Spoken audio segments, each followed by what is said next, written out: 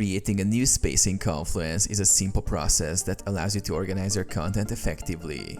A space is a collection of pages where you can group related content. Here's how to create a new space in Confluence. Log into Confluence. Open your Confluence site and log in using your credentials. Navigate to the space directory. On the left-hand sidebar, click on Spaces. This will take you to the space directory where all existing spaces are listed. Create a new space. At the top of the space directory page, click on the Create Space button.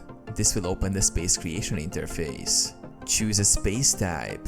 Confluence offers several space templates, such as theme space, knowledge base, and documentation. Select the one that best fits your needs. You can also choose a blank space if you prefer to start from scratch. Enter space details. Enter the space name and space key. You can also provide a description to clarify the purpose of the space. Set permissions. Decide who can access the space. You can set permissions for specific users or groups. Create the space. After filling in the details, click Create. Your new space will be ready for use.